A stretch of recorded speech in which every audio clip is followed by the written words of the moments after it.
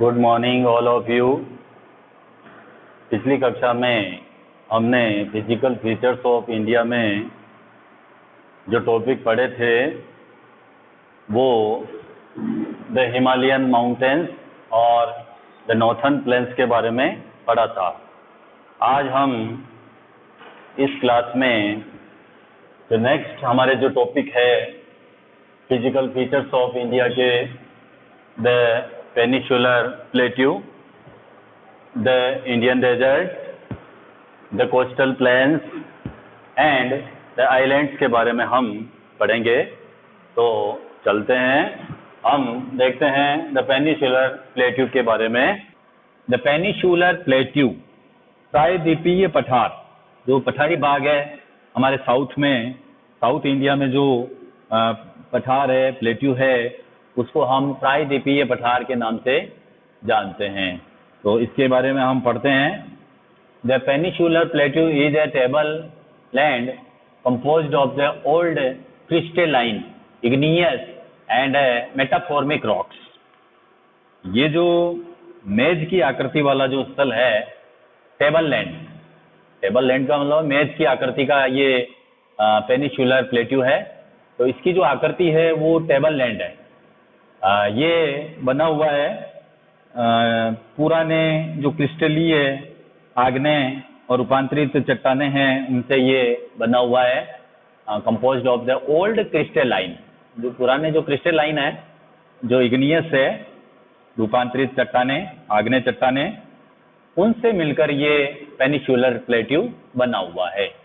It was formed due to the breaking and drifting of the Gondwana land and that making it a part of the oldest landmark. ये गोंडवाना भूमि के टूटने से बना है, उनके अपवाद से बना है, गोंडवाना लैंड के ब्रेकिंग से, ड्रिफ्टिंग से ये पेनिनसुलर प्लेट्यू बना है। किससे बना है? जो गोंडवाना लैंड है उसके टूटने से और उसके अपवाद से, उसके drifting and breaking of Gondwana land, उससे ये पेनिनसुलर प्लेट्यू बना है। इसी कारण जो है इसको हम making it at a part of the oldest landmark, इसी कारण प्राचीनतम भूभाग का ये हिस्सा है। Part of the oldest landmark का ये हिस्सा है। The plateau has broad and shallow valley and rounded hills. इस पठारी भाग में चौड़ी और छिछली घाटियाँ और इसके अलावा जो गोलाकार जो पहाड़ियाँ हैं वो स्थित है। इस जो ये प्लेट्यू रीजन्स है इसमें एक तो राउंडेड हिल्स है और एक शैलो वैलीज है। Shallow valleys and rounded hills से ये प्लेट्यू बना है। This plateau consist of two broad divisions, namely the central highlands and the Deccan plateau. इस पेनिनसुलर प्लेट्यू को हम दो बड़े भागों में हम इसको विभाजित कर सकते हैं। जो मुख्य दो भाग है वो है मध्य उच्च भूमि, एक तो सेंट्रल हाईलैंड्स, मध्य उच्च भूमि, और दूसरा जो भाग है द डेक्कन प्लेट्यू, दक्कन का पठार। ये इस प्रकार हम इसको दो भागों में बांट सकते हैं, उच्च भूमि और दक्कन का पठार। The part of the peninsular plateau lying to the north of the Narmada river, covering a major area of the Malwa Plateau is known as the Central Highlands। इसके अलावा नर्मदा नदी के उत्तर में प्रायद्वीपीय पठार का वह भाग जो कि मालवा के पठार के अधिकतर भागों में फैला हुआ है, उसे मध्य उच्च भूमि के नाम से भी हम जानते हैं। सेंट्रल आइलैंड्स के रूप में भी इसको नॉन किया जाता है। The Vindhya range is bounded by the Satpura range on the south and the Aravali on the north west. और इसके अलावा विंध्य श्रृंखला दक्षिण में मध्य उच्च भूमि और उत्तर पश्चिम में अरावली से घिरी हुई है। जो विंध्य श्रृंखला जो है वो दक्षिण में मध्य उच्च भूमि से और पश्चिम में ये इससे अरावली से जो है गिरी हुई है। अरावली से ये नॉर्थ वेस्ट में गिरी हुई है। The further westland, the further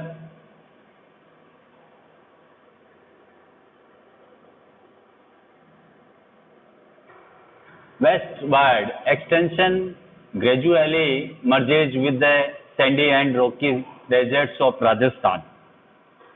इसके अलावा पश्चिम में ये धीरे धीरे राजस्थान के बलुई मरुस्थल और पथरीले मरुस्थल में ये मिल जाता है। The flow of the rivers draining these regions, namely the Chambal, the Sindh, the Betwa and the Keen, is from southwest to northwest। इसके अलावा चंबल, सिंध, बेतवा, केन नदियां दक्षिण पश्चिम से उत्तर पूर्व की ओर ये बहती है। ये साउथ वेस्ट से नॉर्थ वेस्ट की ओर बहने वाली रिवर्स है, जिनको हम चंबल, सिंध, बेतवा और केन नदियां कहते हैं। वो बहती है south west to north west, thus indicating the slopes। इस प्रकार इस क्षेत्र के ये इस ढाल को दर्शाती है।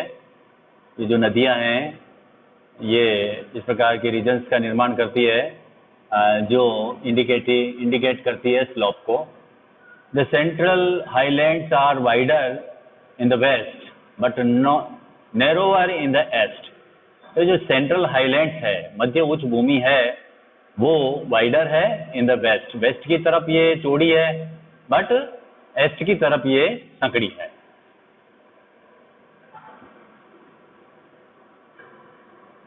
The eastward extensions of this plateau are locally known as Bundelkhand and Baghelkhand. और इसके अलावा इस पठार के पूर्वी विस्तार को अगर हम लोकली नेम दें, स्थानीय रूप से इसको बुंदेलखंड या बघेलखंड के नाम से भी हम इसको पुकारते हैं। इसका जो लोकली नेम है, स्थानीय रूप से इसको बुंदेलखंड कहा जाता है या बघेलखंड कहा जाता है। जो ईस्टवार्ड एक्सटेंशंस है, ईस्टवार्ड की तरफ जो एक्सटेंशंस है, जो विस्तार है इस प्लेट्यू का, उसको हम बुंदेलखंड कहते हैं, बघेलखंड इसको कहा जाता है। The Chota Nagpur plateau marks the further eastward extension drained by the Damodar river. और इसके अलावा इसके पूर्व के विस्तार को दामोदर नदी के द्वारा अपवाहित छोटा नागपुर पठार कहा जाता है। छोटा नागपुर इसको कहते हैं पूर्व के विस्तार को। इसका जो पूर्व का विस्तार है, पेनिसुलर प्लेट्यू का जो पूर्व का विस्तार है, जो दामोदर नदी के द्वारा जो ड्रेन्ड है, अपवाहित है, drained by Damodar river. Damodar नदी के द्वारा जो ड्रेन्ड जो ये ईस्टवार्ड एक्सटेंशंस है, उसको हम छोटा नागपुर के नाम से भी जानते हैं। अब हम डेक्कन प्लेट्यू के बारे में हम देखते हैं, क्योंकि इसको दो पार्ट में इसको डिवाइड किया गया है। पहले तो हमने ये पढ़ा था जो मध्य उच्च भूमि है उसके बारे में पढ़ा था। अब सेकंड जो इसका पार्ट है वो है the Deccan plateau. The Deccan plateau is a triangular landmass. ये त्रिभुजाकार भूभाग है, ट्राइएंगुलर लैंडमास है that lies to the south of the river Narmada. Narmada नदी के दक्षिण में स्थित है। ये जो ये भाग जो है डेक्कन प्लेट्यू, ये नर्मदा रिवर के साउथ में स्थित है। The Satpura range flanks it broad base in the north. और उत्तर में इसके चौड़े आधार पर सतपुड़ा की श्रृंखला स्थित है। जो चौड़ा भाग है वहाँ पर जो है सतपुड़ा रेंज है। while the Mahadev, the Kaimur Hills and the Mekal range from its eastern extensions, जो ईस्टर्न एक्सटेंशंस है, जो पूर्वी विस्तार है, वहाँ पर महादेव, कैमूर की पहाड़ियाँ और मैकाल रेंज जो है यहाँ पर स्थित है। मैकाल श्रृंखलाएं, महादेव, कैमूर की पहाड़ियाँ और मैकाल श्रृंखला जो है इसके क्या है, पूर्वी विस्तार है, ईस्टर्न एक्सटेंशंस है ये इसका डेक्कन प्लेट्यू का। Locate these hills and ranges in the physical map of India, जो फिजिकल मैप भौतिक मानचित्र है उसमें हम इन हिल्स को, इन रेंजेस को हम लोकेट कर सकते हैं। The Deccan Plateau is higher in the west and slopes gently eastwards. जो डेक्कन प्लेट्यू है वो पश्चिम में ऊंचा है और पूर्व की ओर ये कम ढाल वाला है। अगर हम डेक्कन प्लेटू को देखें तो वेस्ट की तरफ ये ऊंचा है, हायर है, और ईस्टवर्ड की तरफ ये स्लोप्स है, इसमें ढाल वाला है। An extension of the plateau is also visible in the north east, और इस पठार का एक भाग उत्तर पूर्व में भी देखा जा सकता है, जिसे locally known as the Meghalaya, Karbi, along Plateau and North Pechar Hills, जिसको हम स्थानीय रूप से मेघालय, कार्बी, एगलोंग पठार और कचार पहाड़ी के नाम से भी इसको हम जानते हैं। It is separated by a fault from the छोटा नागपुर प्लेट्यू। यह एक फॉल्ट के द्वारा, भ्रंश के द्वारा ये छोटा नागपुर से अलग हो गया है।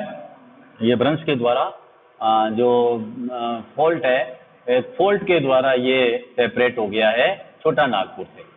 ये जो डेक्कन प्लेट्यू है ये छोटा नागपुर प्लेट्यू से सेपरेट हुआ है बाय फॉल्ट, एक फॉल्ट के द्वारा जो है ये इससे डिवाइडेड हो गया है। 3 prominent hill ranges from the west to the east are the Garo, the Khasi and the Jayantiya hills, और पश्चिम से पूर्व की ओर 3 महत्वपूर्ण जो श्रृंखलाएं हैं उनको हम गारो कहते हैं, खासी और जयंतिया कहते हैं। ये 3 श्रृंखलाएं हैं, महत्वपूर्ण श्रृंखलाएं हैं। 3 जो है प्रोमिनेंट हिल्स रेंजेज है, 3 महत्वपूर्ण पहाड़ियां हैं जो इस प्रकार है, गारो, खासी एंड जयंतिया। ये 3 पर्वत श्रृंखलाएं हैं जिनको हम देख सकते हैं। इसके अलावा the western Ghats and the Eastern Ghats mark the western and the eastern edge of the Deccan plateau respectively. इसके अलावा दक्षिण के पठार के पूर्वी और पश्चिमी सिरे पर पूर्वी घाट है और पश्चिमी घाट है। दक्षिण का जो पठार है उसके पूर्वी सिरे पर पूर्वी घाट है और पश्चिमी सिरे पर पश्चिमी घाट स्थित है। Eastern Ghats and western Ghats.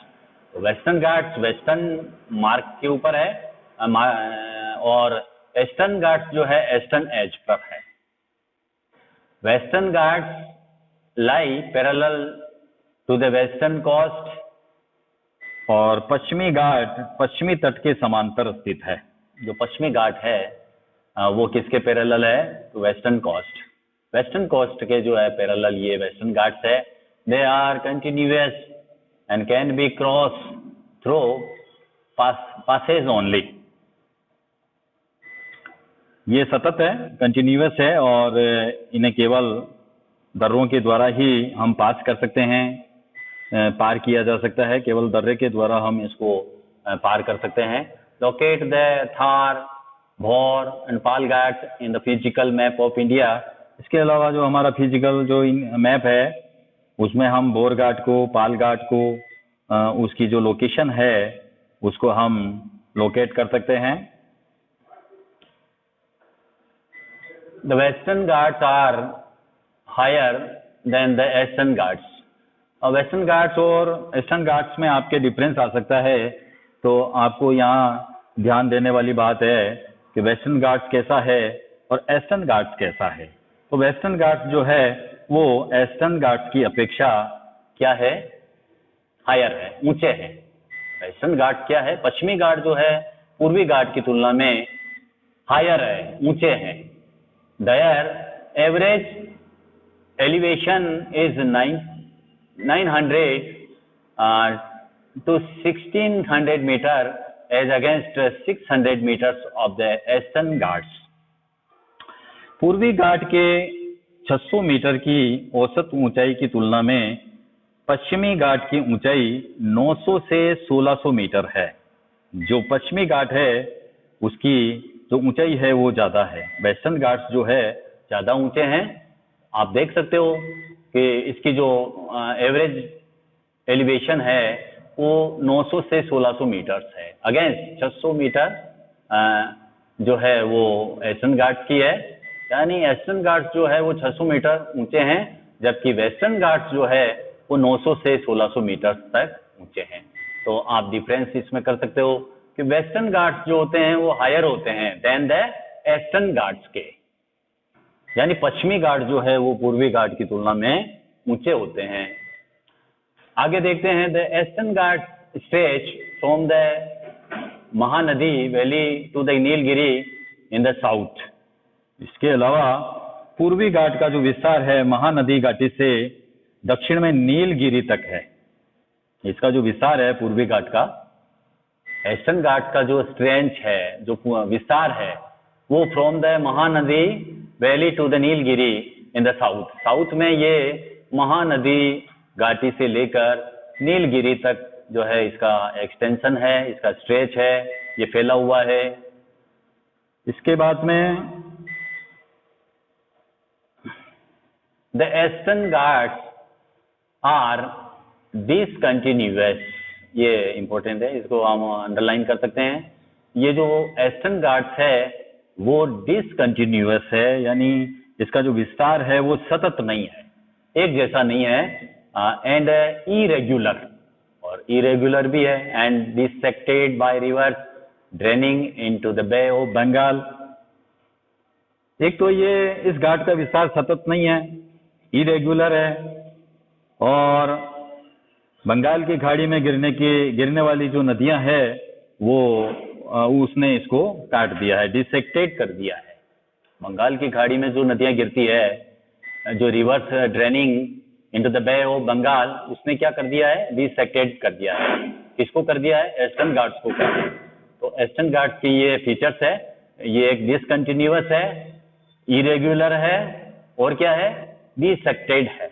किसके द्वारा डिसेक्टेड है, बाय रिवर्स के द्वारा है। कौन सी रिवर्स के द्वारा है, draining into the Bay of Bengal, जो बंगाल की खाड़ी में जो नदियां गिरती है उसके द्वारा ये डिसेक्टेड हो गया है, विच्छेदित हो गया है, अलग हो गया है। The western Ghats cause orographic rain by facing the rain bearing moist winds to rise along the western slopes of Ghats.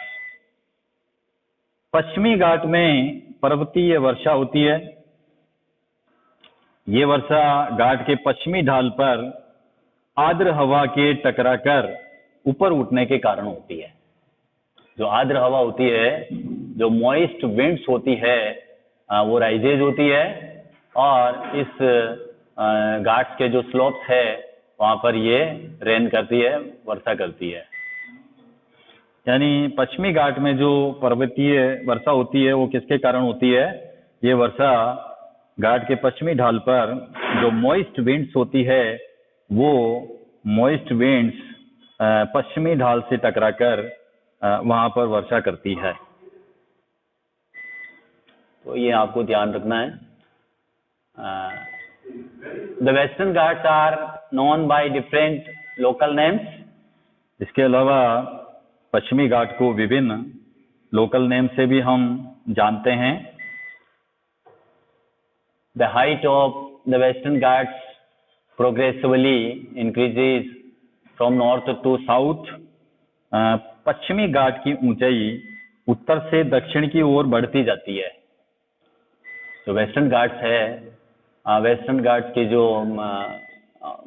ऊंचाई है वो बढ़ती जाती है, हाइट जो है बढ़ती जाती है, किधर से किधर, नॉर्थ टू साउथ। अगर हम नॉर्थ से साउथ की तरफ बढ़ते हैं तो इसकी जो हाइट है वो वेस्टर्न घाट्स की इंक्रीज होती जाती है। The highest peaks include the Anai Mudi and the डोडा बेटा। ये इसकी हाईएस्ट पिक्स है, सर्वाधिक ऊंची चोटियां हैं, ऊंचे शिखर है, जैसे अनाई मुंडी की जो ऊंचाई है वो आपके 2695 मीटर्स है। और दूसरी जो पिक्स है, हाईएस्ट पिक्स, वो दूसरी जो पिक्स है डोडा बेटा है। डोडा बेटा की जो हाइट है वो 2637 मीटर्स है। महेंद्रगिरी की जो हाइट है वो है 1501 metre. Is the highest peak in the Eastern Ghats. ये ईस्टर्न घाट्स की सबसे हाईएस्ट पीक है, सर्वाधिक ऊंची चोटी है।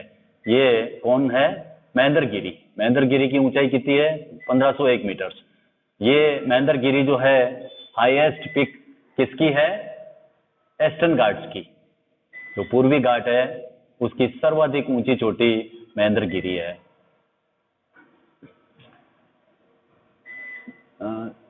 Sevaroi Hills and the Javaji Hills are located in the southeast of the Eastern Ghats. इसके अलावा पूर्वी घाट के दक्षिण पश्चिम में शेवराई और जावेडी की पहाड़ियां स्थित है। Locate the famous hill stations of Udagamandalam, properly known as Uti, and the Kodaikanal। Udhagamandalam, जिसे हम ऊटी के नाम से भी जानते हैं, और कोडाई कनाल जैसे पहाड़ी नगर हम लोकेट कर सकते हैं। जो मानचित्र है उसमें इस प्रकार के जो प्लेस है उनको हम लोकेट करके हम उनको जान सकते हैं। One of the distinct features of the peninsular plateau is the black soil area known as Deccan trap. प्रायद्वीपीय पठार की एक जो प्रमुख विशेषता है वो यहाँ पाई जाने वाली मृदा है, जिसके कारण इस प्लेट्यू को डेक्कन ट्रैप के नाम से भी हम जानते हैं। यहाँ पर ब्लैक सॉइल से बना हुआ जो एरिया है, इसके कारण इसको डेक्कन ट्रैप कहा जाता है। This is of volcanic origin. इसका जो निर्माण हुआ है वो वॉल्केनिक हुआ है, यानी ज्वालामुखी से इस रीजन्स का निर्माण हुआ है। Hence the rocks are igneous. इसलिए इसकी जो चट्टानें हैं, डेक्कन ट्रैप की जो चट्टानें हैं वो इग्नियस प्रकार की है। Actually these rocks have denuded over time and are responsible for the formation of black soil। और ये जो रॉक्स है ये समय के साथ में परिवर्तित हुई है और ये ब्लैक सॉइल के फॉर्मेशन के लिए रेस्पॉन्सिबल है। The Aravalli Hills lie on the western and northwestern margins of the peninsular plateau। और अरावली की जो पहाड़ियां हैं वो प्रायद्वीपीय पठार की पश्चिमी और उत्तरी पश्चिमी किनारे पर स्थित है।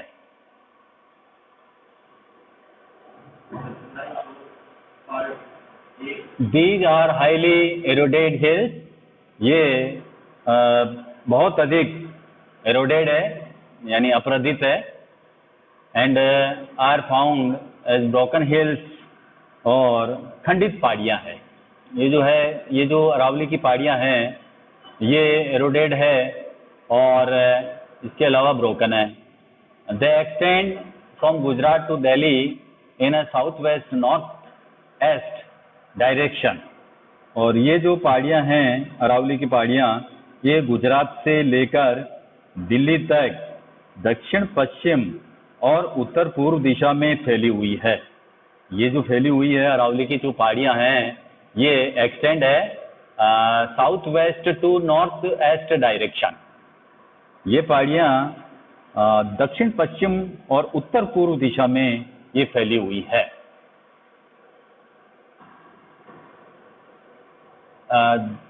नेक्स्ट हमारा जो टॉपिक है वो द इंडियन डेजर्ट है, भारतीय मरुस्थल।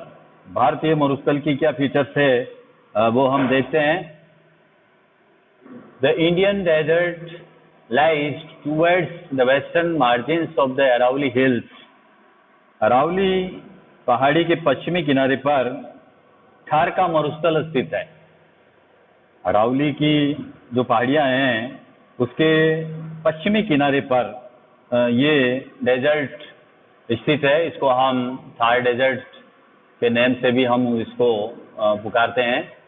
It is an undulating sandy plains covered with sand dunes.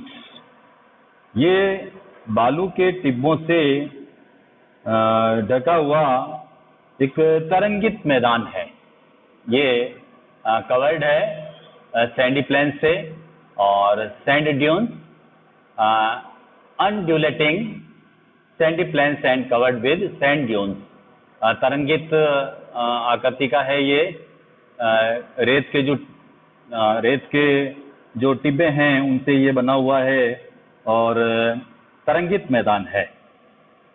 This regions receives very low rainfall below 150 mm पर ईयर। ये जो रीजन्स है, इस रीजन्स में बहुत कम वर्षा होती है, यानी 150 mm से भी कम वर्षा प्रति वर्ष यहाँ होती है। It has arid climate with low vegetation cover. इसके अलावा इस शुष्क जलवायु वाले क्षेत्र में वनस्पति भी बहुत कम है, वेजिटेशंस का अभाव है, लो वेजिटेशंस है और एरिड क्लाइमेट है। यहाँ पर शुष्क जलवायु है। Streams appear during the rainy season. जो स्ट्रीम्स है, जो नदियाँ हैं, वो केवल रेनी सीजन्स में ही दिखाई देती है। Soon after they disappear into the sand. बाकी जल्दी ही ये डिसअपीयर हो जाती है। रेत के जो रीजन्स है उसमें ये शीघ्र ही विलीन हो जाती है। As they do not have enough water to reach the sea. यानी वर्षा ऋतु में ये नदियाँ जो है बालू में ही विलीन हो जाती है और पर्याप्त जल नहीं मिलने के कारण ये जो पानी है ये समुद्र तक नहीं पहुंच पाता है। They do not have enough water to reach the sea. इन स्ट्रीम्स में जो पानी आता है, रेगिस्तान में जो स्ट्रीम्स है उसमें जो पानी आता है वो इतना कम होता है कि वो शीघ्र ही डिसअपीयर हो जाता है सैंड में और समुद्र तक नहीं पहुंच पाता है। Luni is the only large river in this region. इस रीजन्स की जो सबसे प्रमुख नदी है, जो सबसे बड़ी नदी है, वो लूनी नदी है। इंडियन डेजर्ट की जो सबसे महत्वपूर्ण जो नदी है वो ये नदी है, लूनी नदी।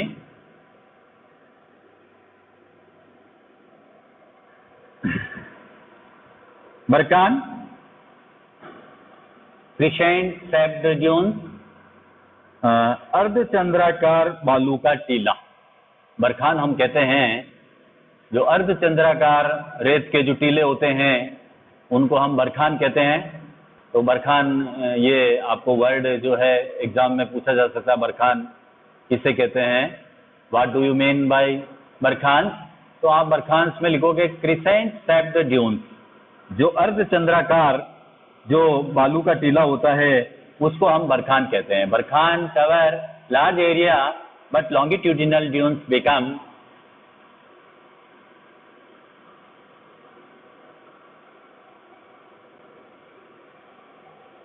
more prominent near the Indo-Pakistan boundary। Barchan का जो विस्तार है वो बहुत अधिक क्षेत्रों पर होता है, लेकिन लंबवत टीले भारत पाकिस्तान सीमा के निकट प्रमुखता से पाए जाते हैं। जो भारत पाकिस्तान का जो सीमा का जो क्षेत्र है उसके पास में ये ज़्यादा पाए जाते हैं। इफ़ यू विजिट जैसलमेर, अगर आप जैसलमेर की विजिट करते हो, you may go to see a group of barchan, तो आप बरखान के समूह देख सकते हैं। अगर आप टूर पर जाओ, जैसलमेर के टूर पर, तो आपको ये बरखान दिखाई देंगे, आप बरखान को देख सकते हो। इसके बाद में नेक्स्ट जो हमारा टॉपिक है, द कोस्टल प्लेन्स, तटीय मैदान। समुद्र के तट के पास वाला जो रीजन्स होता है, जो प्लेस होता है, उसको हम कोस्टल प्लेन्स कहते हैं। तो इसके बारे में हम पढ़ते हैं। The peninsular plateau is flanked by stretch of narrow coastal strips running along the Arabian Sea, the west, and the Bay of Bengal on the east. तो प्रायद्वीपीय पठार के किनारे संकीर्ण नेरो तटीय पट्टियों का विस्तार है। नेरो कोस्टल स्ट्रिप्स है, यानी जो तटीय पट्टियां हैं वो संकीर्ण है, और ये पश्चिम में अरब सागर से लेकर पूर्व में बंगाल की खाड़ी तक फैली हुई है। ये जो स्ट्रिप्स है, नैरो कोस्टल स्ट्रिप्स, ये अरेबियन सी से लेकर, यानी जो वेस्ट में जो अरेबियन सी है और ईस्ट में जो बे ऑफ बंगाल है, वहां तक ये कोस्टल स्ट्रिप्स जो है फैली हुई है।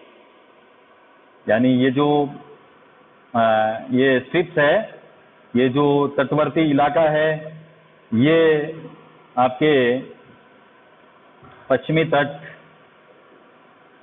पश्चिम में अरब सागर और पूर्व में बंगाल की खाड़ी तक जो है इन पट्टियों का विस्तार है। The western coast sandwich between the western Ghats and the Arabian sea is a narrow plain. पश्चिमी तट, पश्चिम घाट और अरब सागर के बीच स्थित एक संकीर्ण मैदान है, नैरो प्लेन्स है। ये जो नैरो प्लेन्स है, ये पश्चिमी तट, पश्चिमी घाट और अरब सागर के बीच में स्थित है। It consist of 3 sections. इस मैदान को हम 3 भागों में डिवाइड कर सकते हैं। इस मैदान के 3 भाग है। The northern part of the coast is called the Konkan.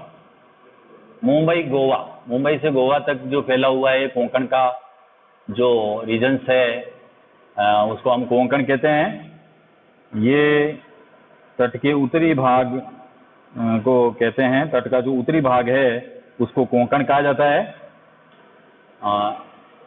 ये हम northern part of the coast की बात कर रहे हैं। Northern part of the coast is called Konkan, तो मुंबई से गोवा तक फैला हुआ है। The central stretch is called the Kannada plain, और जो सेंट्रल स्ट्रेच है, जो मध्य का जो विस्तार है, उसको मध्य भाग को हम कन्नड़ मैदान कहते हैं, कन्नड़ का मैदान कहते हैं। और while the southern stretch is referred to as the Malabar coast, जो साउथर्न स्ट्रेच है, दक्षिणी भाग को हम मालाबार तट कहते हैं। जो साउथर्न स्ट्रेच है, जो साउथर्न भाग है, उसको हम मालाबार तट कहते हैं। तो इसके 3 भाग हो गए, सेंट्रल स्ट्रेच, साउथर्न स्ट्रेच और नॉर्थर्न पार्ट। 3 इसके जो है भाग हो गए कोस्टल प्लेन्स के। The plains along the Bay of Bengal are wide and level। Bengal की खाड़ी के साथ विस्तृत मैदान चौड़ा और समतल है। बंगाल की खाड़ी के साथ में जो प्लेन्स लगा हुआ है वो वाइड भी है, और इसका जो लेवल है, लेवल यानी समतल, ये जो मैदान है चौड़ा है और समतल है। इन द नॉर्थन पार्ट, जो नॉर्थन पार्ट है, जो उत्तरी भाग है, नॉर्थन पार्ट को हम, it is referred to as the northern Sarkar, northern Sarkar कहते हैं इसको हम। उत्तरी भाग में जो उत्तरी भाग को हम उत्तरी सरकार कहते हैं, इसको उत्तरी सरकार भी कहा जाता है। While the southern part is known as the Coromandel coast, और जो साउथर्न पार्ट है, जो दक्षिणी भाग है, उसको कोरोमंडल के नाम से भी जानते हैं। कोरोमंडल कहा जाता है। कौन सा कोरोमंडल है? Southern part. इसका जो साउथर्न पार्ट है, जो दक्षिणी भाग है, उसको कोरोमंडल कहा जाता है। Large reverse such as the Mahanadi, the Godavari, the Krishna and the Kaveri have formed extensive delta on this coast. जो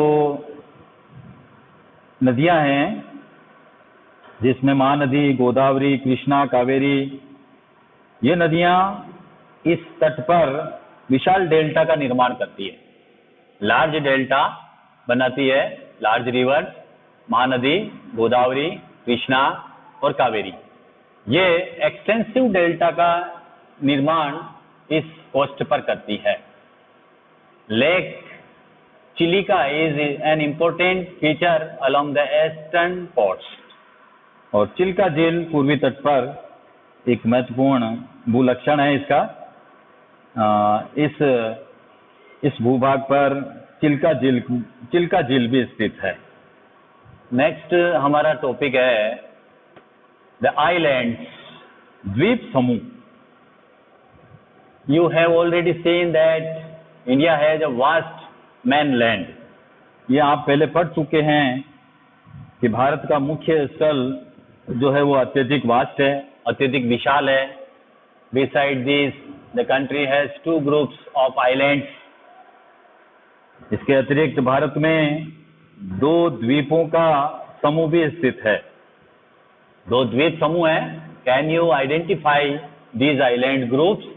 क्या आप इन द्वीप समूह को पहचान सकते हो? जो 2 द्वीप समूह है, एक लक्षद्वीप समूह है, एक अंडमान निकोबार द्वीप समूह है।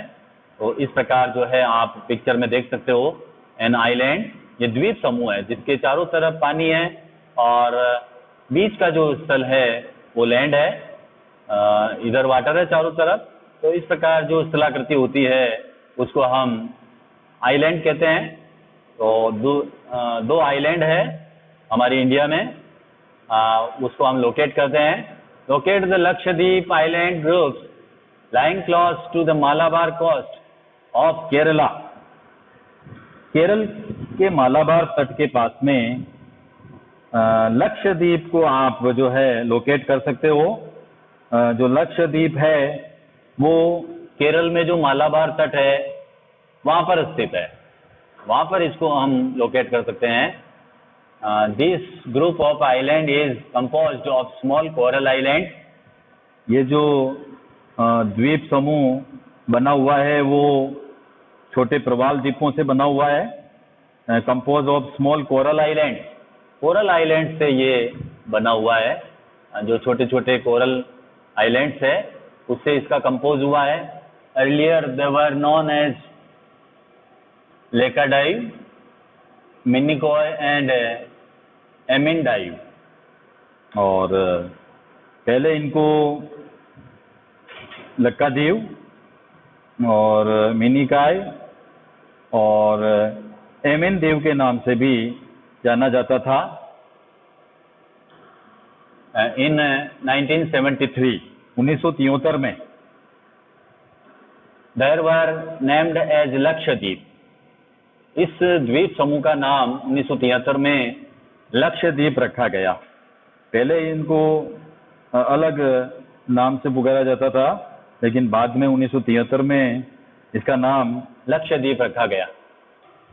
Kavaratti island is the administrative headquarters of Lakshadweep. Lakshadweep की जो प्रशासनिक जो कैपिटल है या जो इसकी राजधानी है, राजधानी कह सकते हैं हम, जो एडमिनिस्ट्रेटिव हेडक्वार्टर्स है लक्षद्वीप का, वो कवारत्ती है। कवारत्ती जो है वो लक्षद्वीप का प्रशासनिक मुख्यालय है। This island group has great diversity of flora and fauna. इसके अलावा इस द्वीप समूह पर पादप और जंतु के बहुत से प्रकार पाए जाते हैं। फोना एंड फ्लोरा के जो विभिन्न प्रकार है वो यहाँ पर हम देख सकते हैं। The Pitti island which is uninhabited has a bird sanctuary।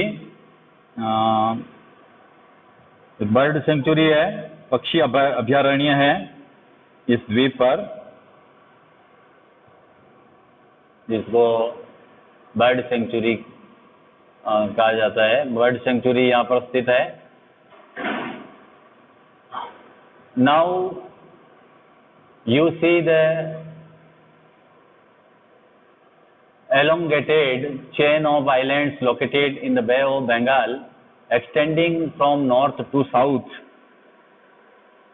अब बंगाल की खाड़ी में उत्तर से दक्षिण की तरफ फैले हुए द्वीपों की जो श्रृंखलाएं हैं उस पर हम ध्यान देते हैं।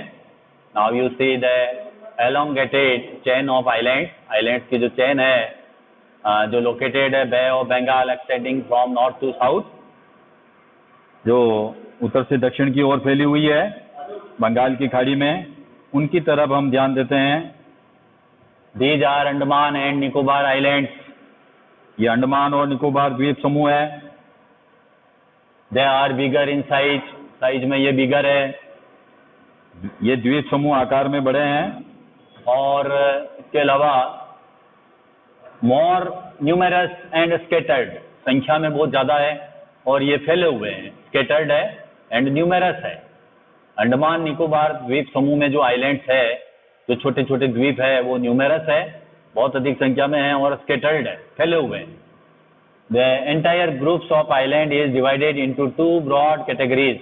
पूरे अंडमान निकोबार द्वीप समूह को हम दो भागों में, दो कैटेगरी में हम इसको बांट सकते हैं।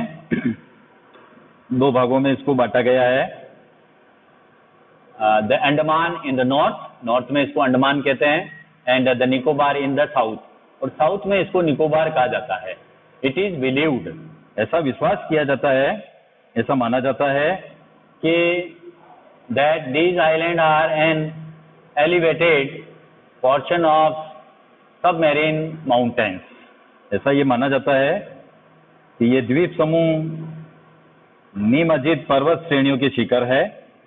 एवेलेटेड portion of submarine mountains, submarine mountains के ये एवेलेटेड पोर्शन है। These island groups are of great strategic importance of the country. ये द्वीप समूह देश की सुरक्षा के लिए काफी महत्वपूर्ण है। ये जो द्वीप समूह है हमारी कंट्री के लिए इंपॉर्टेंस रखते हैं। There is a great diversity of flora and fauna in this group of islands too. यानी इस द्वीप समूह पर भी पाए जाने वाले जो पादप है, जो जंतु है, उनमें बहुत अधिक डाइवर्सिटी है, बहुत अधिक विविधता है। यानी विविध प्रकार के फ्लोरा एंड फौना यहाँ पर पाए जाते हैं।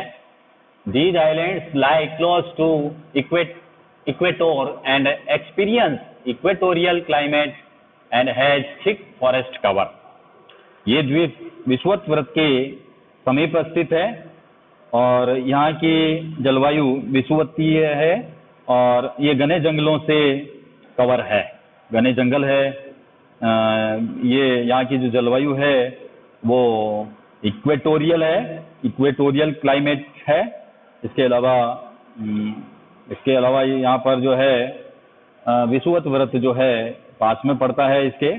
तो स्टूडेंट्स, इस प्रकार हमने आज topic of physical features of India के the peninsular plateau, the Indian deserts, the coastal plains, the islands के बारे में हमने पढ़ा। इसके क्वेश्चन आंसर आप लोगों को करने हैं। Thank you, have a nice day.